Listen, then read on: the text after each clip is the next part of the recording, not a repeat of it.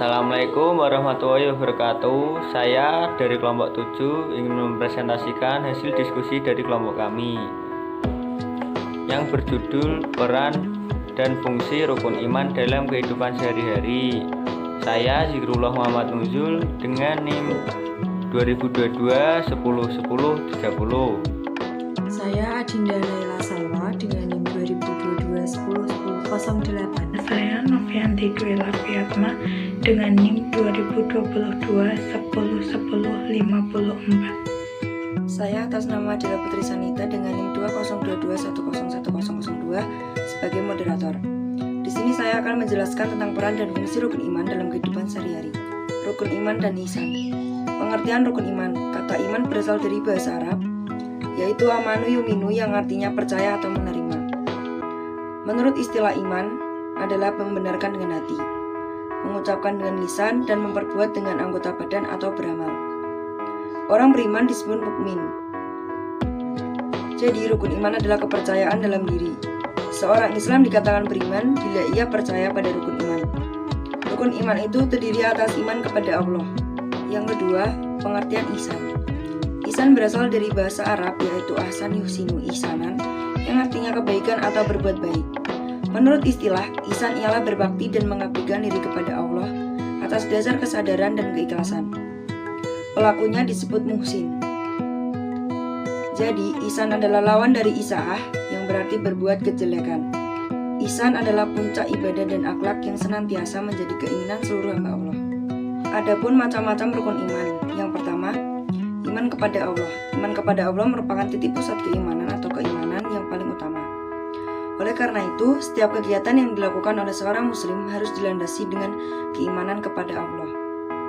Karena setiap kegiatan yang kita lakukan jika dilandasi dengan keimanan kepada Allah dan dengan niat karena Allah, maka hal yang kita lakukan tersebut akan bernilai pahala bagi kita. Yang kedua, iman kepada malaikat. Malaikat. Allah menciptakan malaikat di samping makhluk lainnya. Malaikat diberi tugas-tugas khusus oleh Allah yang ada hubungannya dengan wahyu, rasul, manusia, alam semesta, dan akhirat, yang tugasnya untuk selalu bersujud kepada Allah. Malaikat memiliki sifat yang berbeda dari makhluk lainnya. Yang ketiga, iman kepada kitab. Iman kepada kitab-kitab suci dalam Islam merupakan kesatuan yang tak terpisahkan dengan iman kepada Allah. Semua kitab yang diturunkan kepada para nabi dan rasul memuat ajaran tauhid atau mengesahkan Allah. Setiap muslim wajib beriman kepada kitab-kitab Allah yang diturunkan kepada para nabi dan rasulnya dan meyakini isinya yang memuat tuntunan Allah bagi manusia pada zamannya. Yang keempat, iman kepada rasul. Rasul adalah manusia-manusia pilihan Allah yang menerima wahyu darinya untuk dirinya dan untuk disampaikan kepada umatnya. Dan Rasul adalah contoh teladan panutan untuk setiap manusia agar dapat menjadi pribadi yang lebih baik. Yang kelima, iman kepada hari kiamat atau hari akhir.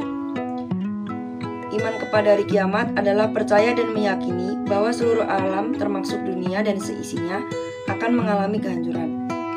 Hari akhir ditandai dengan ditiupnya trompet malaikat Israfil. Dijelaskan bahwa pada hari itu daratan, lautan, dan benda-benda di langit porak-poranda. Yang keenam, iman kepada qada dan qadar. Qada menurut bahasa adalah hukum, perintah, memberitakan, menghendaki, dan menjadikan. Sedangkan qadar adalah batasan, menetapkan ukuran, atau secara singkat dapat diartikan bahwa qada adalah ketetapan Allah yang sudah ditetapkan. Sedangkan qadar adalah ketetapan Allah yang sudah terbukti, yang kita ketahui dan sesuatu yang sudah terjadi. Lalu ada juga macam ihsan. Yang pertama, ihsan kepada Allah. Ihsan berarti kesempurnaan atau terbaik adalah seseorang yang menyembah Allah seolah-olah ia melihatnya, dan jika ia tidak mampu membayangkan melihatnya, maka orang tersebut membayangkan bahwa sesungguhnya Allah melihat perbuatannya. Seorang yang telah mencapai derajat ini akan merasakan murakabah atau pengawasan Allah, serta akan senantiasa memperbaiki dan membagus amalannya. Beribadah dengan meyakini bahwa Allah melihatnya. Rasulullah bersabda, "Jika engkau tidak melihatnya, yakinlah sesungguhnya Dia pasti melihatmu." Jika seseorang tidak dapat beribadah kepada Allah seakan-akan melihatnya, maka ia harus yakin bahwa sesungguhnya Allah senantiasa melihat dan mengawasinya. Yang kedua, ada ihsan kepada makhluk. Artinya, ihsan dapat ditunjukkan dengan berbuat baik kepada sesama manusia, baik untuk orang tua dan keluarga, teman, tetangga, tamu, dan lainnya. Ihsan kepada makhluk Allah berfirman, "Sembahlah Allah dan janganlah kalian mempersekutukannya dengan sesuatu apapun. Dan berbuat baiklah kepada kedua orang tua, kerabat, anak-anak yatim, orang-orang miskin, tetangga yang dekat, dan tetangga yang jauh." Ibnu Al-Hafiz Ibnu Hajar 5 berkata, tetangga dekat adalah yang ada hubungan kekerabatan di antara keduanya. Dan tetangga jauh adalah sesungguhnya Allah mewajibkan berlaku baik pada segala hal. Jika engkau membunuh, hendaklah membunuh dengan cara yang baik. Jika engkau menyembelih, maka sembelihlah dengan cara yang baik. Hendaklah seorang menajamkan pisaunya dan menyenangkan hewan sembelihannya. Peran iman dalam kehidupan sehari-hari. Peran iman dalam kehidupan adalah sebagai cahaya yang menerangkan hati dan jiwa. Kehidupan orang beriman selalu taat kepada perintah Allah, dan apabila dia menyimpang atau melanggar ketetapan dari Allah, maka hatinya akan mengajak dan mengarahkan untuk dia kembali lagi kepada Allah. Peran ihsan dalam kehidupan sehari-hari. Ihsan dalam akhlak merupakan buah dari ibadah dan muamalah. Seseorang akan mencapai tingkat ihsan dalam akhlaknya apabila telah melakukan ibadah seperti yang menjadi harapan Rasulullah dalam hadis, yaitu menyembah Allah seakan-akan melihatnya. Lalu, fungsi rukun iman dan ihsan dalam kehidupan sehari-hari. Fungsi rukun iman dalam kehidupan sehari-hari adalah membangun kualitas rohani, hati jiwa manusia.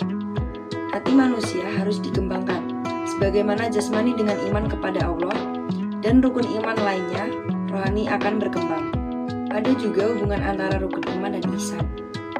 Iman sebagai landasan keyakinan, Islam dan ihsan sebagai bukti nyata dari keyakinan tersebut.